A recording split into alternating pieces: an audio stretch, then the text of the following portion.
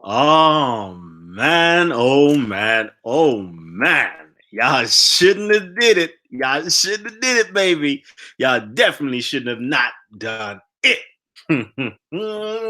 Oh yeah, Abby. So you wanted to troll, huh? Hey, oh. And you didn't know that me, Kalam, is the biggest troll of them all. Okay, so we shall do this now. What's good, family chi? So, my goodness, it's such a lovely day today. It's such a lovely day. So, quick update, right? Quick update. So, I actually received a book in the post. Okay, jeez, man, like Raza is up in the building. Cali got his chance. So yeah, I got a new book. Yeah, whew, sugar. Let me see if I can do this. I want to see if I can do this.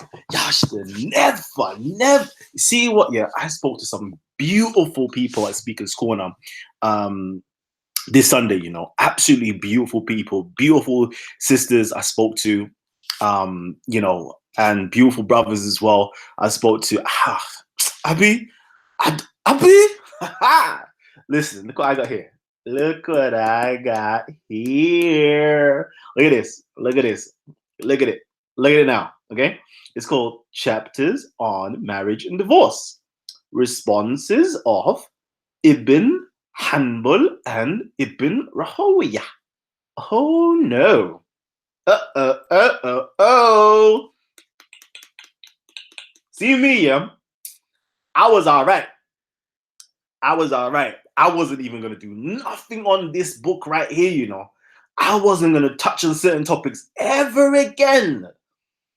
But what did you lot have to do? Anyways, so let's actually speak on this today because I love this topic. Y'all know I love this topic, right? I've left Kemet stuff for a hot second, right? Just to do some, venting of my own, right? So this topic right here, we're going to discuss. Let's get it in, fam. Let's get it in. I'm going to drop some bars for you, right? So, all right.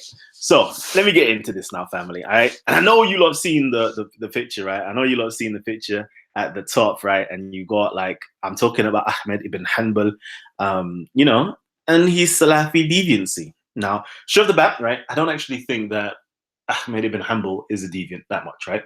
I think he has got very deviant views, which I'm going to have to expose, right? I'm going to have to do it.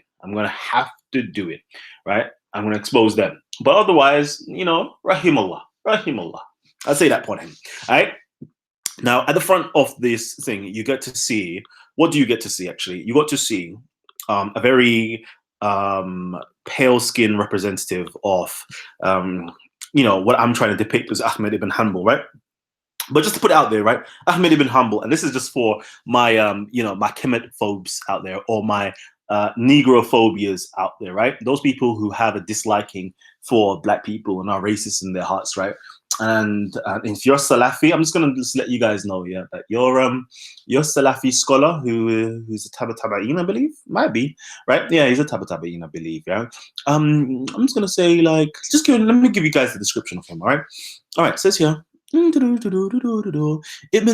Zari al-Ukhbari said, I requested to see Ahmad ibn Hanbal, so I greeted him, and he was an old man who dyed his hair. He was tall and asma. Asma means basically brown. Extremely sumra, extremely brown in complexions, to jet black in color. Muhammad ibn Abbas, continues to talk about him. I saw Ahmad ibn Hanbal with a handsome face, well formed, and dyeing his hair with henna that was not too dark. He had black hairs and beard, and I saw his clothes extremely white. All right. So just putting out there, yeah, like the guy that you follow, the founder of your school of, where you take your fiqh from, right? Ahmad ibn Hanbal, just to let you guys know, yeah, just need to make sure you have that reality check, yeah, that you're actually following a black man, yeah.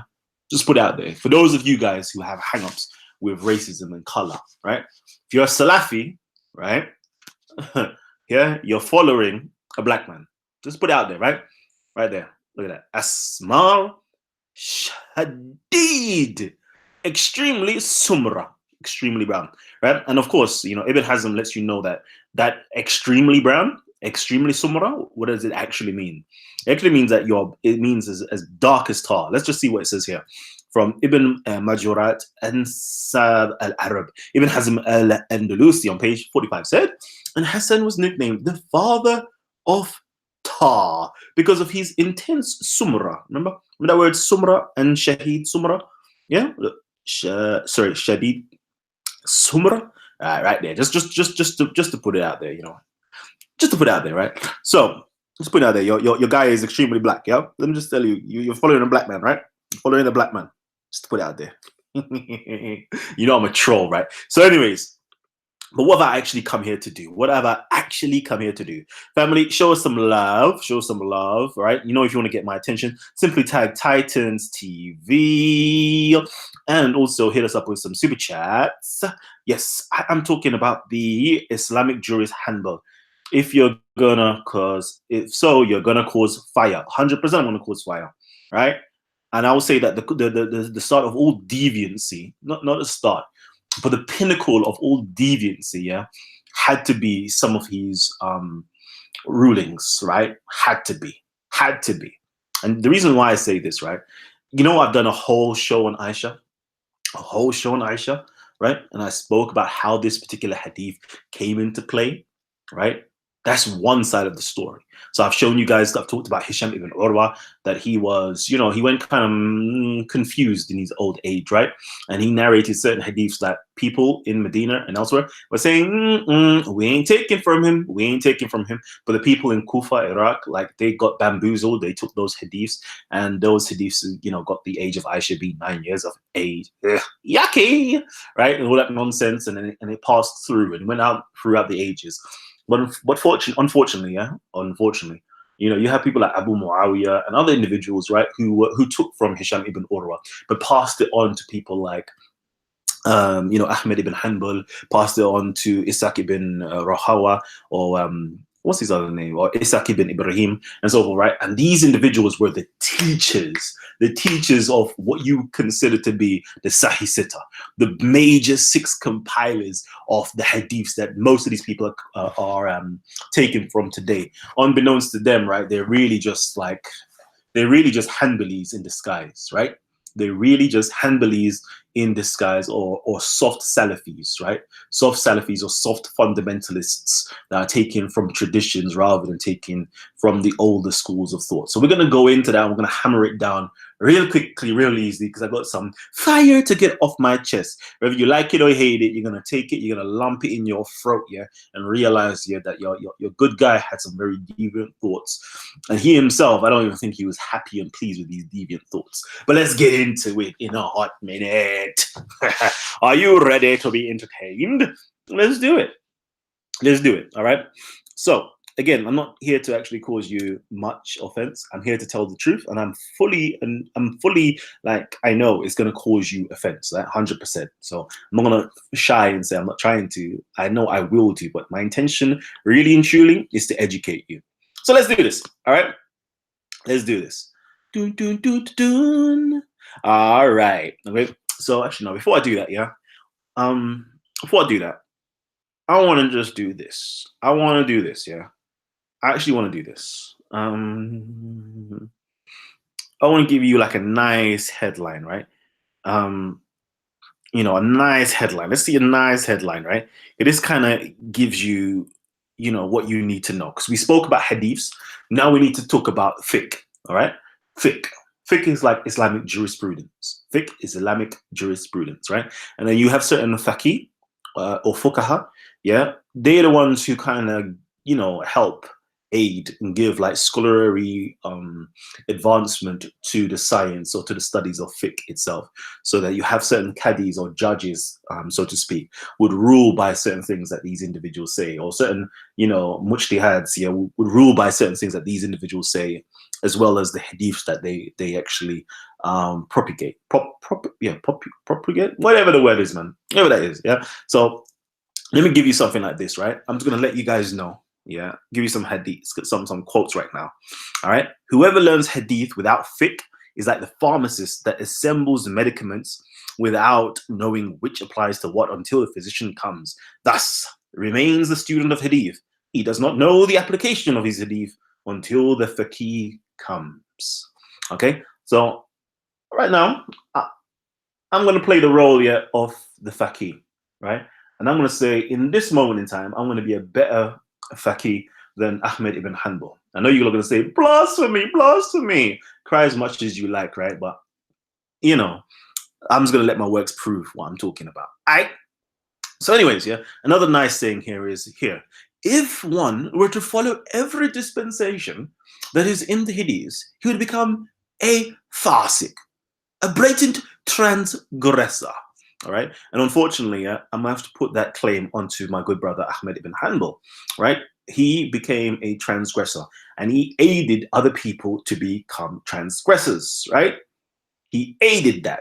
And I'm going to talk about what he aided in, right? Because his rulings aided into something that is so nasty and despicable that it turns my absolute soul, my heart bleeds every single time that I think about this. I see these imageries and I think about the thought itself, right? It bleeds, it hurts. So I'm gonna have to burn fire in it. And I know some of you Salafis out there, you hold on to this, right? And it's gonna burn you as well. It's good. It should burn you. It should actually burn you, 100% burn you, because there's a nastiness here that's in the minds of the people, right?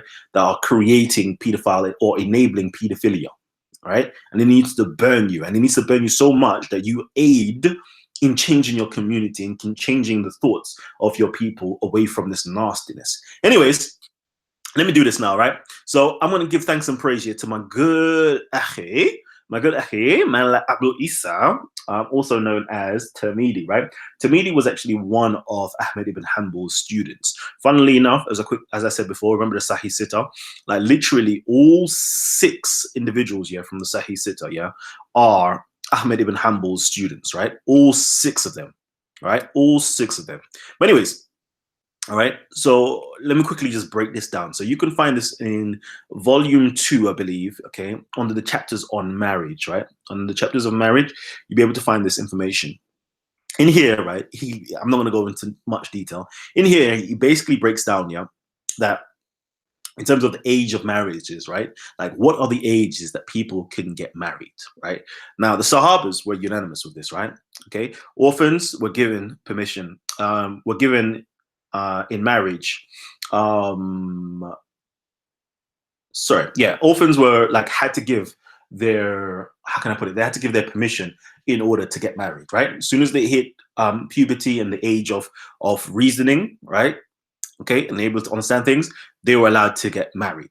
Not before, okay? Not before, okay? Now the Tabain, okay? Men like Abu Hanifa, shouts out to Abu Hanifa, right? And others, right? They basically said the orphan is betrothed, marriage is finalized when she permits, actually, so she has to give the consent, and on reaching the age, okay, on reaching of age, so again, has to reach the age of puberty, also has to reach the, the criteria of rushd, okay, being mentally competent. Now, Abu Hanifa, yeah, salute to him, my brother, salute to him, right? He actually said that this age, right, he said that the age had to be 18, right? 18. Salute to Abu Hanifa. Salute to Abu Hanifa. Now, you got like the Tabata'in, okay? Also, so people like Malik and Thawri and others, right?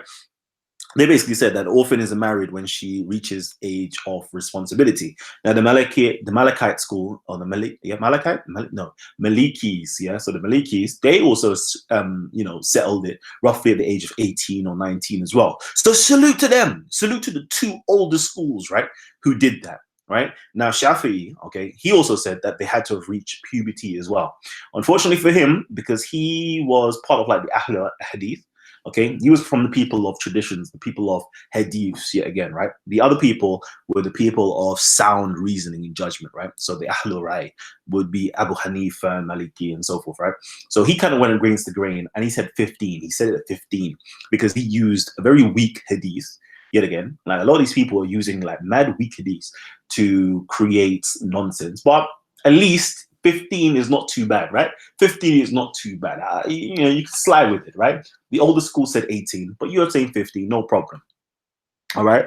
Now, what Tirmidhi lays out here, which is something very interesting, he says here, Ahmed and Issa said that when the orphan girl reaches 9 years of age and she is given in marriage and she approves, then the marriage is allowed and she does not have a choice to permit or to annul it when she reaches puberty. What? I'll repeat that in a hot second. They argued using the hadith of Aisha that the Prophet consummated his marriage with her when she was 9 years of age. Astaghfirullah. All right. So I'm going to quickly go back and say this. Let me just quickly see. You guys okay? You guys okay? Yeah. You guys are good. All right. Perfect. All right. I'm going to go back and quickly say, right? So Ahmed and Ishaq, the two deviants. All right. There is consensus. There is ijma amongst the ulama. There's ijma amongst the ulama that they had to have reached puberty at least, right? At least. My man says that the girl has to be 9 years of age. Astaghfirullah. She now, gives consent at 9 years of age. Consent, at 9 years of age. Consent. My goodness. She's not even obliged to pray at this moment in time. She can't even do any contracts at this moment in time. If she dies, she'll be going straight to Jannah, according to according to Islamic theology. But 9 years of age, stuck for Allah, you dirty man, you're dirty, you. Yeah, says here, and she's given a marriage and she proves, then the marriage is allowed, and she does not have a choice to permit or annul it when she reaches puberty. So even when she reaches of age, puberty, and she says, no, I didn't even realize that I did this. I didn't have no clue about matrimony. I want to annul this thing that I've done. It's not even puberty. Well, puberty for them is the start of the cycle. He's got reports in the book that I've showed you at 10 years old, like, the man, the husband now penetrates the woman. Can she divorce? No. Can it be annulled? No. That's his wife. Stuck for Allah, right? Nasty, right? Like, and I'm gonna drown it home to you, right? He deviated from the rest. You can go back in the whole list of jurists. Yeah, you can go to Jafar al-Sadiq. You ain't gonna find that there. You can go to Abu Hanifa, you're not going to find it there. Sufyan al-Thawri, not going to find it there. Ibn al-Mubarak, not going to find it there. Malik, you're not going to find it there. Zufar, not going to find it there. Dawood, not going to find it there. Abu Yusuf, not going to find it there. Al-Azwai, Al-Zai, sorry, not going to find it there. You can go to Egypt. What's my good brother's name now? Alayf, you're not going to find it there, right? You're not going to find it there. But this man here, out of the whole community of Muslims, now comes with 9 years of age. And you know what? The rest of you Muslims out there, you're happy to say, yes, there's nothing wrong getting married at 9 years of age. Well, if Imam Malik was alive, you know what he would do? He would have slapped you silly. If Abu Hanifa was alive, he would have beat you with his cane about there's nothing wrong with having sex with a 9-year-old. Stuck for Allah, you dirty, nasty people, you. So I'm just quickly saying it, right? There's only one person who deviated, was a straight deviant. And the reason why he deviated, and it's not his fault, right? Again, I'm hating on the sin itself, right? I'm hating on the fastic nature of this itself, rather than Ahmad Ibn Hanbal. Because Ahmad Ibn Hanbal, yeah, rahimallah, right, was a great scholar. Great scholar of his time. There's a lot of things that I disagree with, right? But there's a lot of things that I agree with, and there's a lot of things that he, did that was very much so virtuous, very much so, how can I put it, exalted in nature, right? Like he's, I salute him, right? I give him his props. But when he does something bad, like anybody, they do something bad, you call them out for their nastiness, right? So, anyways, going on a little bit further, right? A little bit further, right? A little bit further, we actually went in and done some more details, right? And we also saw that, Tamidi blew the lid on this, right? Tamidi said, like, that type of marriage that Ahmed ibn Hanbal suggested is completely illegal. Before I do that, actually, you know what Al-Athram, another one of his students, says? He says that Ahmed is at odds with the 3 imams, that a girl may be married at 9, okay? Let me just quickly do this. No, this is perfect. Let me do that, actually. Do that. One in English, one in Arabic. One in English, one in Arabic. One in English, one in Arabic. Show original. Perfect. All right. Okay, cool. So let's do this. All right. So, okay, here we go. So over here, you can find them basically, Ibn Khudaymah had a book called Al-Mughni, yeah? And it basically says in there, Okay, so basically, what if what's the opinions on a girl that reaches the age of 9 years of age, right? Let me actually do the Arabic for those of you guys who like the Arabic. Okay. This script is nasty, man. This script is way too nasty. Sorry, give me a second. This script is way too nasty. Yeah, perfect. Okay. Dun, dun, dun, dun. Let's make that a bit bigger so we can actually read it. Yeah. Aye. Okay. All right. So in here, yeah, he's basically talking. Yeah, he's doing. Yeah. What's the judgment like? What is the judgment on a girl that reaches 9 years of age? Okay, and is it that the judgment of a girl is the same as the judgment of a girl of 8 years of age? And this is sorry. Let me actually go back a little bit. Okay. So basically, the opinion. This is like narrated from like Al Athram. Okay, Al Athram basically, he says that Malik. Yeah, man like Malik. Let's do this, right? Man like Malik. Boom. Okay. Man like Shafi. Boom. Right? Man like Abu Hanifa. Yeah. Boom. Okay. What's that? And the other fuqahas, yeah. So and other scholars, basically, other massive scholars, right? Even though that's not really a name, let me just leave that there. So it's just saying basically other big boy, fuqahas, like they basically said this, right? Right? Nah, I might as well because he now lists 4 different groups of people, right? 4 different groups of people, right? Malik, Shafi'i, Abu Hanifa, and the rest of the fuqaha, yeah, they basically say, yeah, the judgment of a girl of 9 years of age, okay, is the judgment of a girl of 8 years, yeah, right? The judgment of 8 years, right?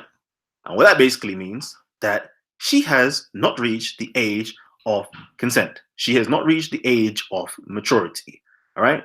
So the same judgment is the same judgment. The same judgment of a 9-year-old is the same judgment of an 8 years old individual, right? And if you don't believe this is what it says, let me do this. Okay, let's see. Right up here. Right up here. Okay, so if she reaches the age of 9 years old, there are 2 narrations. One of them is that she is someone who has not attained the age of 9. This is the view of Malik, Shafi, Abu Hanifa, and other scholars. They said the ruling is for a girl of 9 years is the same as the ruling of a girl of 8 years because she is not an adult. And because her permission is not considered in all other acts the meaning of the verse and the meaning of the news. Okay? Right? So she's not considered an adult. Right? She's not considered an adult. Therefore, no matter how much you say that, she gives us permission, it's impossible. You can't give her permission. She doesn't have the permission to do anything. She doesn't have the, in this day and age, she doesn't have the permission to smoke. I mean, the authority to smoke, drink, drive, or anything like that. So how can she even get married? You nasty people, you. All right. So, so basically, Al-Athram kind of blew the lid on that one, right? Then, who actually says something more? Tirmidhi. Let's see what Tirmidhi says. Tirmidhi basically says premarital marriage is illegal. Can only marry at puberty and when the person is mentally mature. Let's see if that's what he says. Let's look at the commentary, right? This is the commentary of Tirmidhi right here. When a girl who has attained the age that she is wise enough to understand the matters of matrimony, taking a consent is necessary. Okay, when she attains the age, i.e., puberty, and also when she is wise enough, all right, meaning rushd, meaning like competent, she can make her own guided decisions. Like she's how can I put it? She's mentally like can mentally like understand what's going on, right? It says that her consent is necessary. All right, you need to gain consent. All right. Some of you rapey man them out there, right? You might not like gaining consent of women, right? Or little girls, right? You might want to force them into something, right? Tamidi says, nah, fam, you don't do that. If she gives her consent, and the marriage takes place, right? Later on, she has no choice of revoking her marriage. All right, cool. You already agreed. You got the contract out there. You can't say no. All right. If the marriage takes place at the age when she is a minor, or before the age of understanding the matters of matrimony, if her consent is taken, it carries no weight. It carries no weight. So for all you rapey men them out there that are attracting these little young girls and trying to marry them overseas or in this country, and she gives her consent, it is impossible. She's not of the age to give consent. It is an illegal marriage, and nasty motherfuckers you. Anyways, in this situation, the girl has the right of keeping or revoking her agreement to the marriage. Girl, you better revoke that marriage because it's a nasty, illegal, on matrimony marriage. You're nasty. Anyways, all right. So that's what's good, right? And you know what? Let's just figure out like why. Why Ahmed? Why? Let me read the book. Like why Ahmed? Let me see. Where are you? Why Ahmed? Why did you give certain rulings like that? Let me see if I can read out. You know, what do you say here? If her father gives her marriage for some reason without her consent, then it is a valid marriage. Imagine this. It says if her father gives her in marriage without her consent, then it is a valid marriage. This is page 143 of the book I just showed you. Even if a virgin daughter rejects the marriage, the father concludes for her, she can be compelled to marry. That's nasty, bruv. Man, them are literally selling their daughters into prostitution. God damn. God damn. Ahmed, I don't think that is up to the wali or the Khadija, okay? Where is this? Yeah, I don't think her husband should. At least he says this, you know. At least he says this. Look.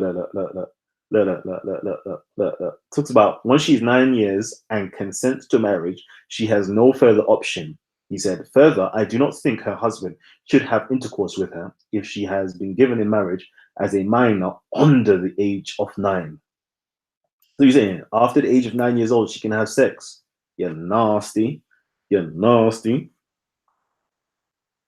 Hmm. Hmm. Hmm. If you went through this book and you read it, yeah, you would know. You would actually know, yeah. But I'm gonna quickly do this, right? Yeah, like that. But look what the Sahabas, yeah, had to say on this type of practice here. Look at what one of the caliphs had to say on this right here. Look what you know. Look what the Amir Mu'mineen had to say on this right here. I said, what about Ali's doctrine? Listen. You got somebody questioning Ishaq right now, right? And Ahmed right now. It says here, what about Ali's doctrine? Shout out man like Ali, Hakya Ali all day long. What does my man say here? What is Ali's doctrine? No marriage without a wali, and when women reach their full maturity, the agnates have the right to give them in marriage, right? Ali's doctrine is saying that number one, you need a wali, you need a protector. Number two, it needs to be a woman. Number three, she needs to have reached the fullness of maturity mentally as well. That's when the agnates, that's when their close relationships, i.e. their walis, can give them in marriage. Shouts out to Ali. Ali laid down some proper doctrines. Yeah, he was the ultimate caddy of his time, the ultimate judge of his era. Nobody could like compete with him. No Thabit, no Umar, none of them man there. Big boy scholar, bad man. But anyways, yeah. So you can clearly see, like they know the doctrines of the Sahaba, but because of hadiths, right, they wanted to go against the doctrine of Sahaba, right? And I want to know, right?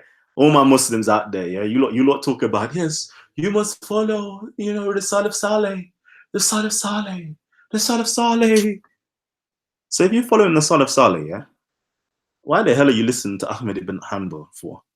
When all of the scholars said to you, 9, yucky, right? When all of the scholars preceding him also said the age of Aisha, the Aisha hadith, no, yucky. They couldn't even fathom that their prophet had sex with a 9-year-old, but you guys do. Anyways, I wonder, I wonder. And they talk about shirk, when the men talk about shirk, absolute shirk, binding partners with Allah. Furthermore, tagut, yeah, going over the boundaries, right? going against the laws of Allah, right? The Quran tells you can only marry women. You could rather the Quran tells you that these women have to reach the age of consent. They have to be mentally mature. But you now are following and worshipping man, right? You lot, instead of throwing away these hadiths and throwing away these rulings, right? You are now following these hadiths and these rulings constructed by men, denigrating your prophet, right? Before you throw away these scholars or these men, yeah, and these hadiths, you want to throw your actual prophet and Allah underneath the bus, opening up the tirades and rants, yeah, from non-Muslims against you guys. But anyways, ain't none of my business. And guess what? If you're a Sunni Muslim, right, it should be none of your business neither. It's only the school of Ahmad ibn Hanbal. Only those people who follow that fiqh, right? It's only them who the problem lies with. Nobody else. If you're a Hanafi, you already know 18 years of age, right, is the age, the minimum age, or the age that somebody is now mature enough to get married, right? My man even said, boy, you could even wait 7 years after that, up to the age of 25, if they're not mentally mature. Imagine that. Shouts out to Abu Hanifa. Man like Imam Malik in his school. What did he say? 18 plus. Gotta love them. Shafi'i, yeah, the next third of the major schools of thoughts, right? He said 15 at least, right? Shouts out to you. But now we get to Ahmad ibn Hanbal, who is not even a jurist. He's not even a jurist. How did you even get a school of fiqh when you're not even a faqih?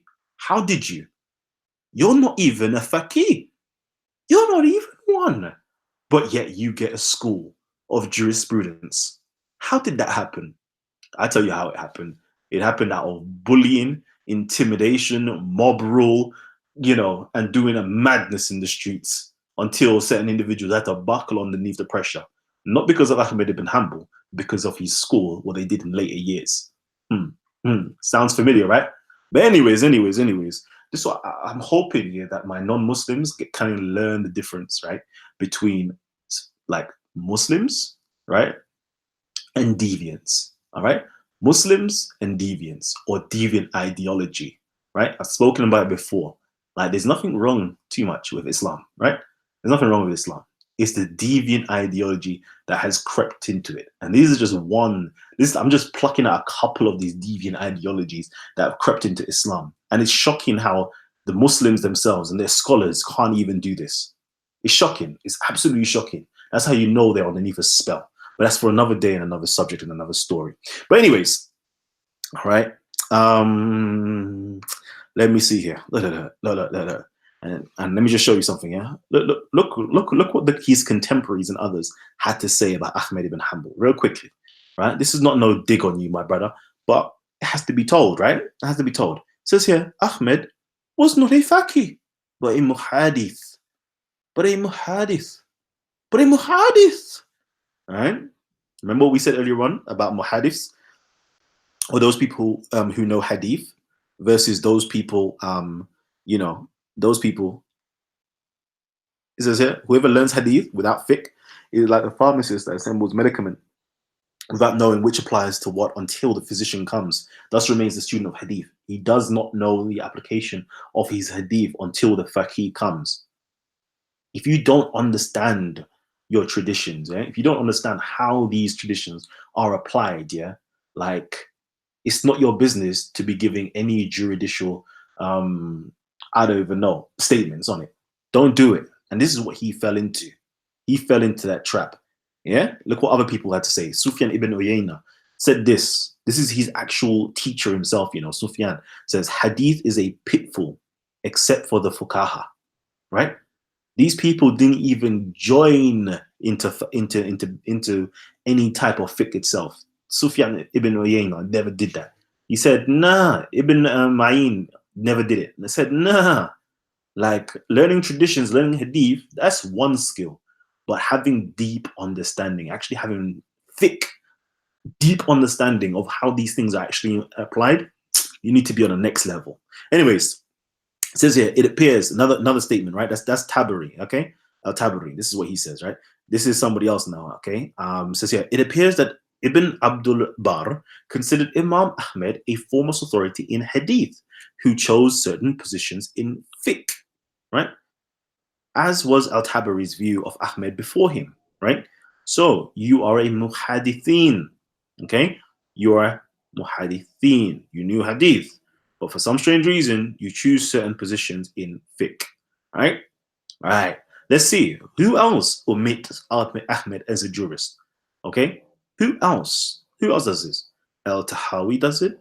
Al Dabusi does it. Al Nasafi does it. Ala Al Din Al Samarkandi does it. Al Farahi does it. Al Hanafi. Al Ghazali, who shouts out Al Ghazali, big man scholar. Ibn Qutayba does it. Al Maqdizi does it. Ibn Abdul Barr does it. We have 10 individuals, right, including Tabari, yeah? 10 individuals who said, nah, this man is not a faqih at all. He's not. So now how did the Salafis, yeah, have a school? Sorry, let me never say Salafis. How did, the Hanbali school even start then? If he was not considered a man of fiqh. The wonders and mysteries of God will never cease to amaze me. Never. So, that was my quick rant. That's my quick rant. I think I'm going to just, leave it there. Leave it there. No, let me actually exonerate him. Let me actually exonerate Ahmed, yeah? Let me exonerate Ahmed because you know what? It's not his fault, right? And the reason why it's not his fault, right? He dabbled in fiqh, right? But other people kind of ran with his views, right? So it says here, upon hearing that Ishaq ibn Manzur al-Kawsaj, remember that's one of his students, right, had published a compilation of Ahmed's judicial views, the later gathered his companions and declared that he had disclaimed all of them, according to al-Kathari, right? He said, you know what, right, the book that I showed you, right, he says, you see what I actually, my judgments that I put in, that book, or what I recited to some of my students and they've written down, I disclaim them. I don't think that they're of any value or any worth. Basically, I was wrong. Man said this, right? And you're going to see like, oh, Kalam, shut up. He never said that. And this is what I'll do. I'll bring up the Arabic as well as the English, right? Let's see. This is the chain of narration, right? This is the chain of narration. This is written by Jauzi anyway, yeah? So this is the chain of narration. You can see this person, heard from this person, heard from that person, from this person. Ahmed ibn al-Rabi said, Ahmed ibn Hanbal once said to us, I heard that Ishaq al-Kawsaj is teaching my answers to legal questions out in Khorasan. Bear witness, all of you, I renounce them all. I renounce them all. Right? I renounce them all. This is from Ibn Jawzi, Virtues of the Imam Ahmed Ibn Hanbal. Right? I ain't lying to you. I ain't lying to you, yeah? That was on page what? What page was that on? Sorry. Did I get the page? I didn't even get the page, right? Oh, even better. Even better. Look, it's there in the Arabic as well. Is there in the Arabic? Is there in Arabic? It's there. I said it's there in the Arabic. If you can read Arabia, you can see it clear as day. You can see it clear as day. Bum bum ba bay. I need to stop, I give myself too much joke. Leave me, allow me. I'm sorry. I apologize, right? But my man renounced them all, right? This is Ahmed ibn Hanbal. He says he renounces them all, right? I'm not making this up, right? I'm not making this up. I'm not making this up. You can find this in Ibn al-Jawzi. He renounces it, right? And let me quickly just show you something. Okay, let me actually do this. Let me stop sharing my screen, right? And let me do this so you know that I'm not fronting. Okay? Can you see that? Can you see this right here? Look at it. Look at it. Look at this. Look at this. Look at this. Compilation of Ishaq ibn Mansur, I think. Al-Khawasaj, right? You can read it right there. So this book right here, yeah, that has all this madness about 9 years old and all that craps, right? That my Salafi brothers and my Hanbali fickies are rolling with, right? Yeah, all of this stuff right here, yeah, all of this stuff right here. What does he say? This, throw it against the wall. Man said, throw it against the wall. I renounce them all. But yeah, at the same time, you guys are still rocking with it. You guys are still rocking with it. When a nasty, when a filthy, when a horrible people, you. Horrible, horrible people. Anybody that rocks with that type of ideology, yeah, miss me, right? And the reason why I'm going so hard body at this stuff, right? The reason why I'm going so hard body, let me actually show you the reason why I'm going so hard body. What's it called? I have to do this. Go make sure that you lot don't try to sniper the chat again. Right? Let's quickly go here. Let's go here. Child brides. Look at this. Look at this and look at this stuff here. Look at this stuff here. Child bride 13 dies of internal injuries 4 days after arranging marriage in Yemen. This is the reason why I'm going ham. Right? This is the reason that I'm going so ham. Yeah? Let's just show you some more stuff that's just nasty.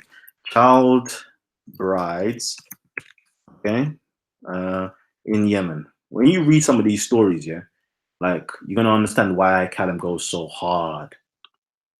Look at this. Look at this right here. Look at this beautiful, cute little girl. Right? Look at that. Look at these little children. Look at this. Look at this.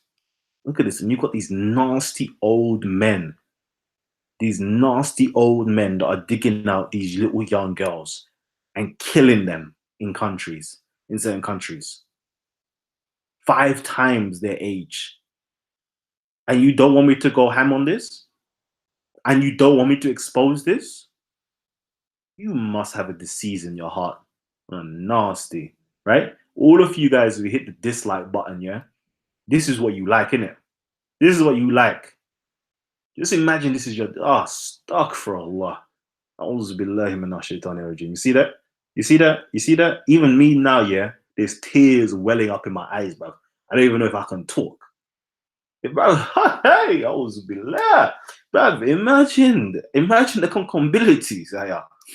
Fam, you see, I'm even crying, bro. I'm crying. I'm actually crying. There's tears in my eyes, bro. My voice is breaking. I'm trying to catch a joke here so I can just get away from the thought itself. But just imagine this is your daughter. I have to look away from the screen. Imagine that. Imagine this is your daughter.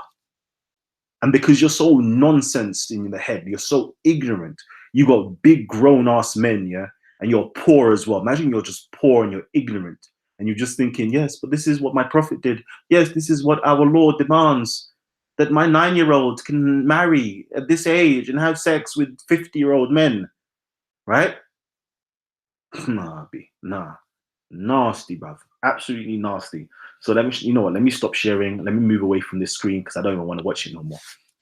If you read some of these actual actual articles of what's going on in the world, right? And it's sad. It's sad that people are being bamboozled out of their ignorance. People are being bamboozled out of their state of poverty, right? And just because we're talking about Islam, right, doesn't mean that it's not happening in other places in the world. Christians, Hindus, traditional Africans, etc. This is happening worldwide, that people are taking advantages of other people who are ignorant or other people who are in the poverty line. And they're taking advantages of these little young girls. Fam,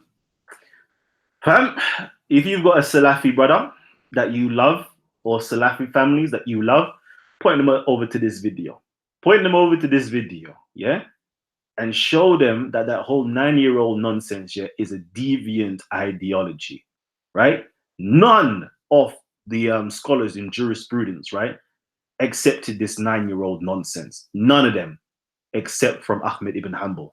And even Ahmad Ibn Hanbal had to renounce them and say, nah to it. So if they all renounced it, why the hell are you still telling people that your prophet had sex with a 9-year-old?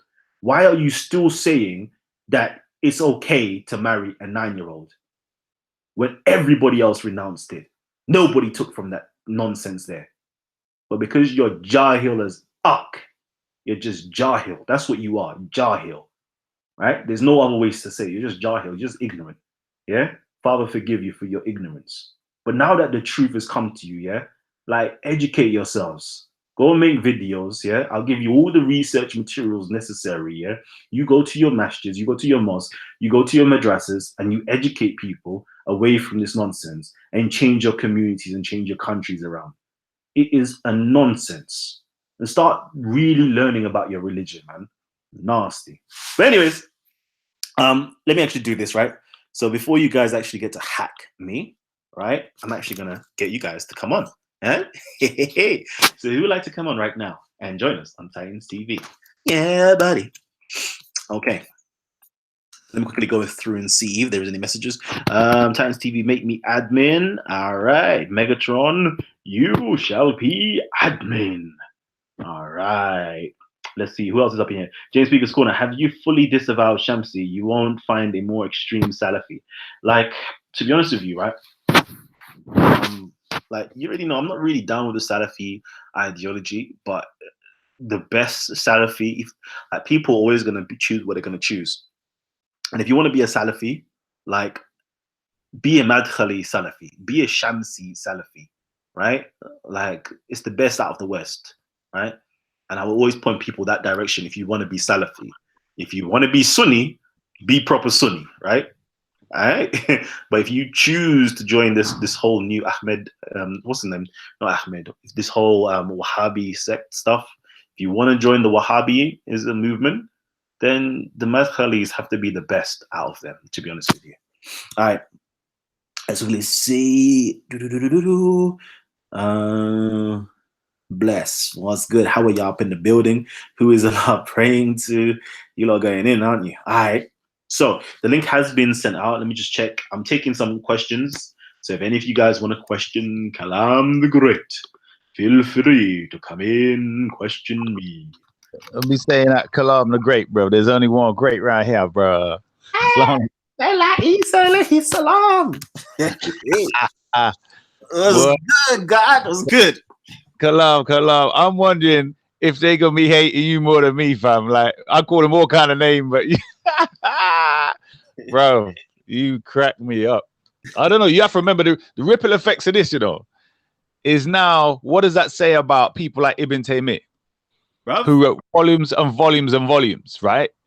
So just imagine now, these lot here, you've just put that out with some little thing. You know what I mean? You've just given a little brush up, little something you could have wrote in a couple of hours or less. So their man, they write volumes and volumes and volumes, and you know what I mean? You just topple them dominoes easy.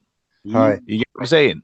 100. So, but also I want to ask, why do you point out Shamsi? Because as far as I know, this dude is calling exactly to that which you're saying, which you're pointing out is wrong. He's calling to that line of thinking. Wait, do you know what I mean? Bruv, you know what? I know different. Go on. No, I'm with you. Like, Shamsi is on that, right? All them men on it, right? But at the same time, I'd rather, people, because there's more extremes, right? Because let's be honest with you. Let's be honest with ourselves. People in the UK, because they've fortunately been accustomed to the UK way of living, all right? It's not a lot of them that are going to be jumping on looking at young girls in a certain way, right? But the major threat out there right now is like terrorism and radicalization and things of that nature, right? And Shamsi sect doesn't really deal with that. Shamsi sect looks down on those things there. So I'm going to have to support Shamsi based upon that. But of course, he has other evils about him, right? Such as this, what I'm talking about. But it's the lesser of two evils, I guess. Well, that's what I'm saying. I mean, well, let's look at it this way. wouldn't you agree that, obviously you would agree, that perpetrating a type of violence to these young girls is terrorism and a half, especially when this is halal. Do you see what I'm saying? Like, the terrorism they commit, bombing people and stuff, obviously that's wicked and evil. But you're raping a girl over and over and again, and you're making a poor girl pregnant, and then she'd either die from the pregnancy or go through complication, whatever it is. Do you get what I'm saying? So that's terrorism too, bro. Come on now. I hear you. I hear you. I'm just trying to be strategic. You know the ways that you have the short-term strategy, mid-term strategy, and long-term strategy. Long-term strategy is that boy, all of it is deviancy in my opinion, humble opinion, right? But short-term strategy is, boy, let me at least get you away from the most imminent threat. I'll say this last piece. I'll let you play the good cop for a little while I play the bad cop. Then we can swap places, bro. Here you go.